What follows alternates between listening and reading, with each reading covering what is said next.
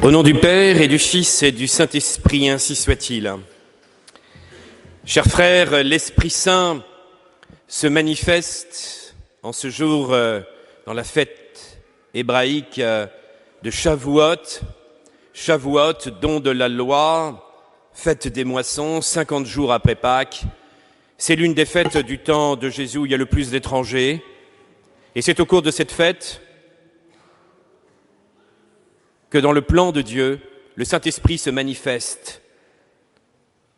L'Église catholique va naître et l'Esprit va se manifester pour le monde. La victoire de Jésus par la croix et par sa résurrection sur Satan va se manifester. C'était l'Évangile aujourd'hui. Il vient, le prince de ce monde, mais il ne pourra rien, car maintenant, l'Esprit de la victoire est arrivé.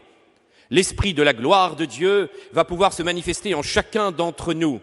Et c'est pour ça que le chrétien sera toujours victorieux. La victoire sur le monde, c'est notre foi. Le chrétien ne doit pas être effrayé outre mesure de tous les scandales et des difficultés de ce monde, parce que nous avons la victoire en nous. Le Saint-Esprit se manifeste et nous fait aimer la croix et la résurrection de Jésus et nous donne cette force intérieure. À partir de cette fête de Shavuot, le salut rentre sur le monde. L'eau qui avait coulé du côté droit de Jésus va pouvoir se répandre dans le monde entier. Et regardez bien la manière dont ça se fait, pour bien comprendre que la spiritualité de l'Esprit Saint est absolument essentielle dans notre vie chrétienne, pour que nous puissions véritablement être dans la vie de l'Église, pour que nous puissions vivre du salut. Regardez, comme je le disais aux enfants, ce Saint-Esprit vient par le feu. Feu, symbole évidemment de chaleur, d'un amour qui se répand, d'un feu qui va consumer, qui va tout brûler sur son passage. Et Jésus avait dit, je suis venu allumer un feu sur la terre et je voudrais déjà qu'il soit allumé. Le feu a eu lieu, chers frères. Il a eu lieu et ce feu qui se répand, ça va être évidemment l'annonce de la foi, l'évangélisation, la mission. L'Esprit Saint est évidemment cet esprit de mission, cet esprit d'évangélisation, et recevoir l'Esprit Saint au baptême et à la confirmation, prier l'Esprit Saint, c'est devenir missionnaire. Chers frères, nous devons voir clairement ce qui se passe à la Pentecôte. Lorsque le feu, comme je le disais aux enfants, vient en eux, ils proclament les merveilles de Dieu avant même de les proclamer à Jérusalem et devant le monde. C'est-à-dire que c'est une langue de feu parce qu'ils deviennent eux-mêmes des langues de feu. Ils sont un feu qui se répand sur le monde. Nous ne croyons pas suffisamment à l'Esprit Saint et nous ne laissons pas suffisamment transformés, pris par les soucis du monde, pris par nos difficultés personnelles. Nous ne croyons pas suffisamment à la manifestation de gloire. Cette manifestation de l'Esprit Saint qui est là dans le monde. Et si aujourd'hui, nos paroisses sont parfois rétrécies, si nous craignons trop pour la transmission de la foi pour nos enfants, si nous restons dans des petits milieux fermés, c'est parce que nous ne croyons pas suffisamment à la puissance de l'Esprit Saint. Attention, qui n'est pas de faire alliance avec le monde, qui est d'annoncer au monde la vérité de la croix du Christ. Si notre christianisme est en train de disparaître d'Europe, au moins de certains pays d'Europe, c'est parce que nous avons un esprit malthusien, contraceptif. Nous croyons, chrétiens, que, en fin de compte, nous devons vivre encore dans cette théorie des années 60 d'un christianisme qui serait un christianisme uniquement du silence. Nous serions dans la théorie de l'enfouissement. Mais vous savez, l'enfouissement ne concerne pas que les milieux progressistes. Il y a des enfouissements traditionnels. Des enfouissements traditionnels où nous sommes là à nous protéger les uns les autres, à veiller à ce que dans nos milieux, il n'y ait aucun contact avec des gens qui ne soient pas chrétiens. Je crois que ce n'est pas l'esprit du Seigneur et l'esprit de l'histoire de l'évangélisation depuis 2000 ans. Simplement, les papes, depuis Saint Pie X, insistent sur quelque chose qui a déjà été présent dans l'histoire de l'Église, surtout au début de l'Église. Mais nous nous rappelons que l'évangélisation n'est pas réservée aux prêtres, d'imaginer quelques hommes en blanc barbus qui iraient voir quelques tribus anthropophages et qui finiraient dans le plat. Non.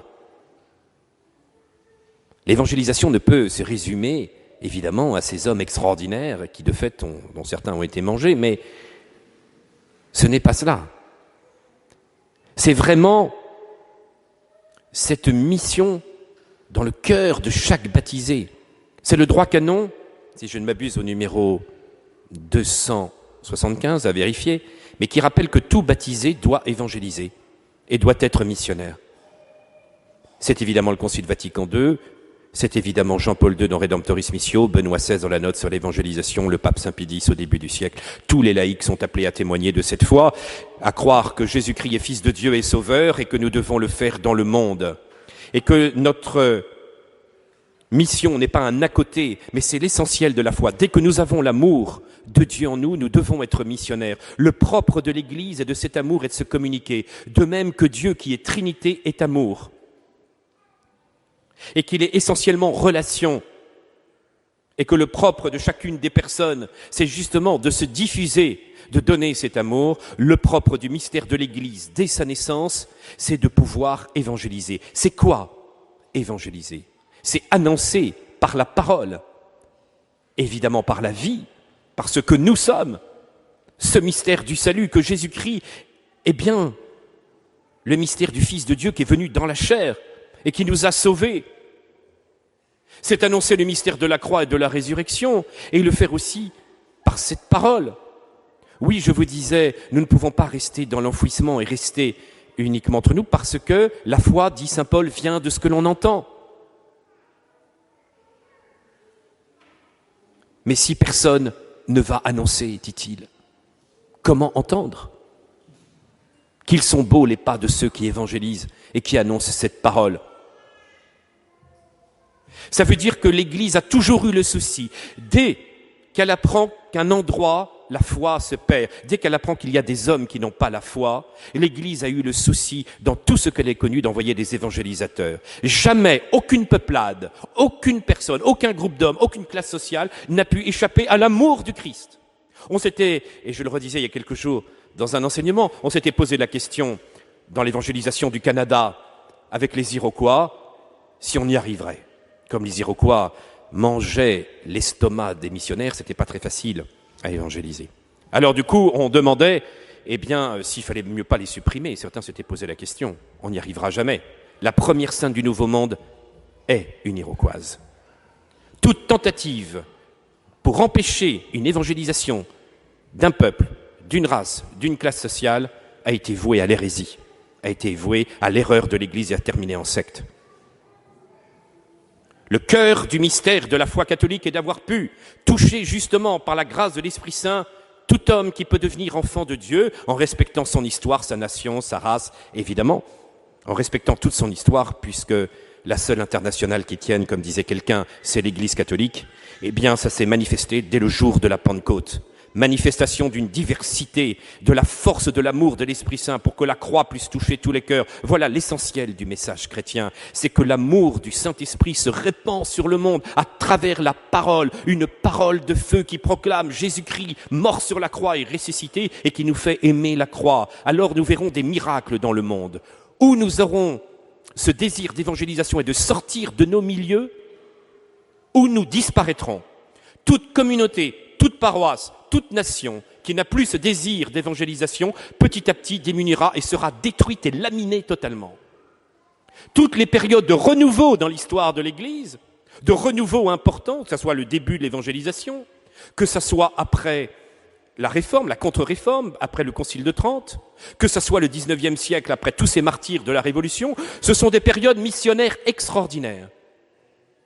Les saints ne pouvaient pas rester en place, ils avaient ce désir d'évangéliser. Nous célébrons cette année l'anniversaire de Saint Louis-Marie Grignon de Montfort. Dieu sait qu'il a été critiqué par quantité d'évêques et de prêtres, et on l'a traité d'homme scandaleux parce qu'il allait avec les pécheurs, parce qu'il faisait des cantiques sur des airs de cabaret pour évangéliser ces gens-là. Oh, le monde bien pensant s'est scandalisé. Oh, il passe son temps avec des gens peu recommandables.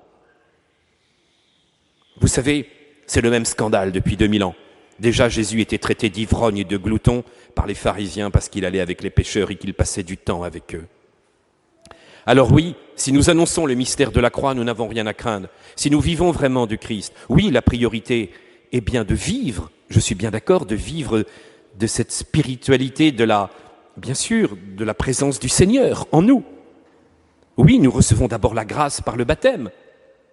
Oui, nous vivons bien de ce mystère de Dieu. Nous devons sanctifier, nous devons vivre à l'intérieur de nos familles et dans notre travail. Mais cela prend une toute autre dimension quand on a ce désir d'annoncer cette parole du Seigneur. Ça prend une toute autre dimension dans ce que nous vivons dans notre famille, dans notre travail, lorsque nous voulons être les témoins de cette présence de Dieu et que nous avons toujours le souci de ceux qui n'ont pas la foi, que nous avons toujours une prière pour eux, que nous pensons avec prudence à pouvoir témoigner de cet amour du Christ, à de pouvoir témoigner de ce mystère de l'Esprit Saint qui va se répandre comme un feu sur le monde. Oui, nous devons avoir ce désir missionnaire. Et vous voyez, on me fait souvent l'objection, mais nous ne sommes pas formés, nous ne savons pas, nous avons notre travail. Et c'est vrai que ce n'est pas toujours simple, j'en suis conscient. Mais pourquoi nous avons si peu de monde dans un diocèse, pourtant qui est hyper missionnaire, lorsque nous organisons des missions? Et vous le savez, une fois par mois, nous vous attendons avec joie. Peut-être vous posez-vous des questions sur l'efficacité d'une telle méthode, et ça pourrait être légitime. D'aller vers des gens qui n'ont pas la foi et de pouvoir passer son temps sans avoir des résultats immédiats. Comprenez bien qu'il s'agit d'une spiritualité missionnaire. Charles de Foucault, qui était un grand missionnaire, n'a converti qu'une seule personne. Tous les fruits ont eu lieu après sa mort. Cette spiritualité missionnaire, c'est que nous sommes chargés de l'annoncer, nous ne sommes pas chargés de convertir, nous sommes chargés d'annoncer le mystère de Jésus-Christ et le Seigneur touchera par la foi les cœurs de ces hommes et de ces femmes. À quel moment, nous ne savons pas. Mais nous aurons dit le mystère de la croix. Ce dont nous témoignons, ce ne sont pas des quantités de discours théologiques. Vous témoignez de la grâce que vous avez reçue de croire en Jésus, Fils de Dieu et Sauveur. Et de croire qu'il y a la puissance de Dieu qui s'est manifestée en vous parce que la gloire de Dieu est venue en vous par le Saint-Esprit. Et qu'en témoignant cela, à des gens qui n'ont pas la foi, le Saint-Esprit va toucher le cœur de ceux qui n'ont pas la foi pour qu'un jour, cette parole puisse devenir un feu intérieur et transformer ces cœurs. Voilà le mystère de l'évangélisation depuis 2000 ans. Vous croyez que les missionnaires, quand ils sont arrivés dans certains pays, connaissaient tout de la langue, de la culture? Vous croyez qu'ils connaissaient tout immédiatement et qu'ils ont fait quantité d'approches? Ils ont annoncé par la parole Jésus-Christ mort et ressuscité. Alors bien sûr, après il y a tout un travail d'acculturation à faire. Mais cette parole est essentielle. N'oubliez pas que la parole, nous dit saint Paul, est en premier. Le baptême vient en second, parce que le Seigneur a voulu que son Église se répande, et c'est le moyen qu'il a choisi par la force de la parole, parce que la parole est le moyen pour nous d'avoir cette communication entre humains. Et c'est le moyen qu'il a choisi pour répandre son amour, il veut passer par la médiation des missionnaires, de la mission, par cette médiation de cette parole qui doit être annoncée. Ainsi en est-il de l'histoire du christianisme. La parole est donc en premier. Regardez même pour la création du monde. Dieu parle, il se parle à lui-même. Faisons l'homme à notre image. Créons. Dieu dit et il fit. Vous voyez comment la parole est source de vie? Vous voyez comment la parole est création? Même pour le sacrement, il y a la parole. Je te baptise. Je te pardonne tes péchés. Je te confirme avec le crème. À chaque fois, il y a une parole qui signifie l'action de Dieu en même temps. Ce qu'on appelle la forme. Eh bien, c'est cette parole qui donne le sens. Chers frères, la parole d'évangélisation fait partie de l'action du Saint-Esprit. Cette parole d'évangélisation est une parole de feu et d'amour. Demandons aujourd'hui, en cette belle fête du Saint-Esprit, que dans nos familles, nous puissions grandir dans cet esprit d'évangélisation. Demandons à ce que nous puissions sortir sur les places et annoncer le mystère du Christ, mais que nous le fassions unis, remplis de la charité. C'est parce que vous serez un qu'ils croiront en vous. C'est dans ce mystère d'amour et de charité que nous pourrons témoigner de cet amour de Dieu, que le feu de l'Esprit Saint descende sur vous. Amen. Au nom du Père et du Fils et du Saint-Esprit, ainsi soit-il.